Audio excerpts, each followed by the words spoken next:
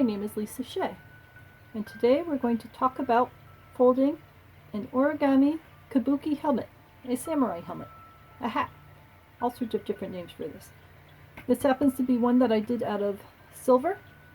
There's a fun way of being able to fold silver and then cooking it in a kiln so that you can then have silver shaped objects of whatever shapes you want. But for this example, we're going to do it with origami paper. And I have other videos where I do this process from other angles, but I thought I'd do some from a top-down view because some people might find this a little more useful. So if you have any questions about this view or would like me to try other views on it, please let me know in the comments. So we've got a range of different kinds of papers available here.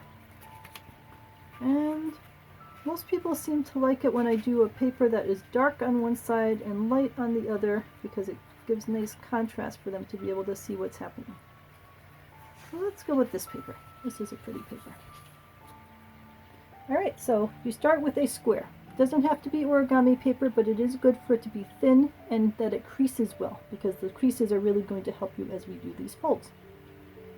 So any sort of square paper will do. If you're just starting, it's better to work with bigger paper because it's easier to fold, and then you can work your way down to smaller paper for doing these kinds of little cranes and things like that, for earrings or necklaces or other kinds of purposes.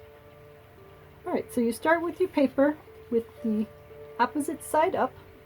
If your paper is two-sided, then that's fine. You choose whichever side you want. So if you've got a paper which is colored on one side and not colored on the other, then put the non-colored side up. So we're going to fold one point over to the other. So the way that I do this is I fold them so that the points meet. And then I put my finger there and I drag it down because that creates a nice crease with everything staying in line. And then I drag the finger in one direction.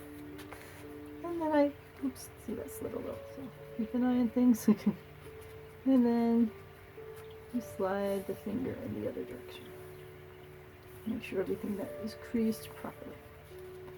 Alright, so now we have a triangle. It's a triangle on both sides. So now I'm going to fold this point of the triangle up to the center point.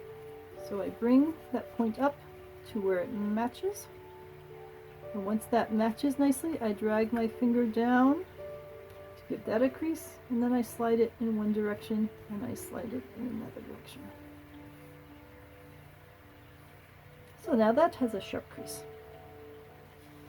So I also do this on the other side. So we're bringing this point up to this spot. I'm going to fold this along the lines to get that to that point. I'm going to draw a crease. Alright, so now we have a square. The square has these 2 points, and the back side is just a flat square. Alright, so we're going to turn this so the 2 pointy bits are pointing towards us. And I'm going to fold it so that this point down here comes up to match that spot. So we fold it so that the points meet, and then if I drag my finger down and go one and then the other side, now that's a nice sharp crease with that matching. The same thing, we're going to have that point come up to that point. So it brings there, now slide it one way, slide it the other way. Alright, so now we have these 2 flaps. We've got this bottom part, and on the other side this is still just a big flat area. Right, so now what we're going to do is a little more esoteric. So take a look at this. We've got this piece here, and we want this side here to be brought around so that it is parallel with this piece. So we want it to line up, and this is where having a grid that you work with can help, but if you don't have a grid, you can just do it with your eyeballs. You've got this line here going across. You want that top line to match parallel with that one, so like that. So you've got this line, you want the top of that to be even. And we're not saying that it has to be absolutely precise, but that's the goal for this, is to crease this down so that this line here is parallel with that line there. Alright, so we'll do it again so that you can see it over here. We've got this line down here in the bottom. We want to fold this enough so that this piece up here becomes parallel with this piece down on the bottom. And it's not about being 100% precise, but just giving that general impression. And you can see here what we're aiming for. Alright. So now we're going to be making the bottom part of the helmet. So now we're going to be folding this piece here up so that the point falls about in the center here. And again, this isn't about a precise measurement. This is about just the way that you want things to look. So we're folding this down part so it folds up so that that point ends up sort of in the midpoint between these two things. The two wings, we'll call them. So once we've got it where we want it, then we crease the bottom of the helmet. Alright, so again, this isn't about it necessarily being a super perfect spot, but it's about the look and feel that you're aiming for. Once you've got that part done, then we're going to fold this next layer up so that it comes up to that ridge line that we have before, that fold line. So we're going to fold this level up so that it reaches that point that we had from before. So see how that is working?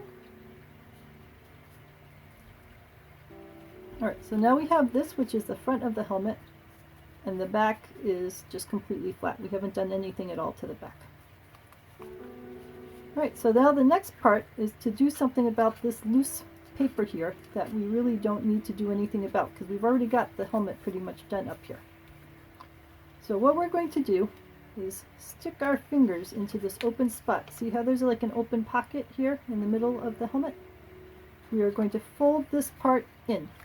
So this whole piece here, this whole loose floppy part, is going to fold in and just stuff into that hole. So we're going to fold that in. See how that's folding under? And we're just going to roll it with our fingers and push it until it is wholly and fully in there. So it sort of becomes an inner lining for the helmet. So see how that all folded right under? And now we've got a helmet. The bottom part is stuffed in the inside so we don't see it. The top part looks like a helmet, and then the back side is just flat because we haven't done anything to the back side.